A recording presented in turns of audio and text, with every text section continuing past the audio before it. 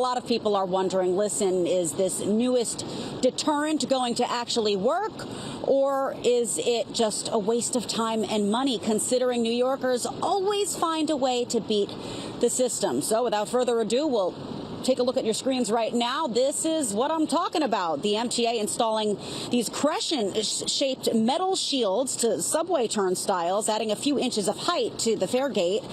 Basically, this, tries to stop people from jumping over the turnstile, but New Yorkers are clever, and fare evasion costs the MTA more than $500 million a year. According to the independent news website The City, it cost the agency more than $360 million last year on subways alone.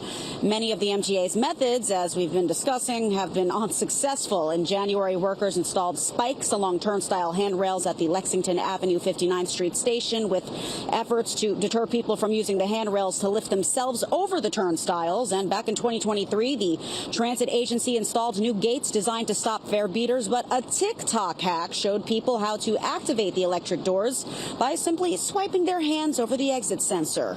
The MTA even started a pilot program at several stations, which put a timer on emergency exit doors. Once a rider pushed the handle, there would be a 15-second delay before the door opened.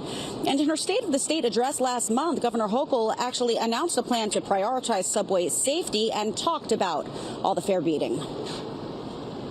The MTA will be installing even more barriers in 100 additional stations. Also, bright LED lighting in every station by the end of the year. And the shameless toll evaders, fare evaders, will finally be stopped with modernized gates.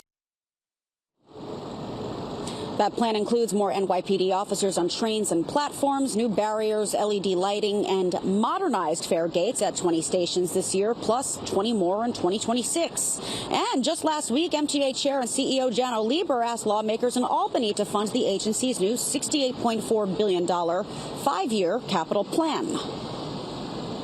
Obviously, we have a long way to go on key issues like public safety and fare evasion. We are making real progress.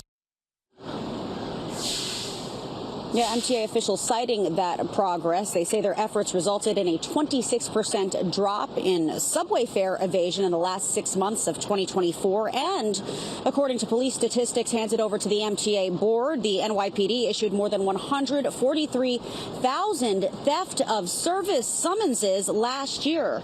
So again, these are all deterrents, but people seem to be making their way through the cracks. We're going to have to see if one of these works, but it seems like we're not seeing much progress.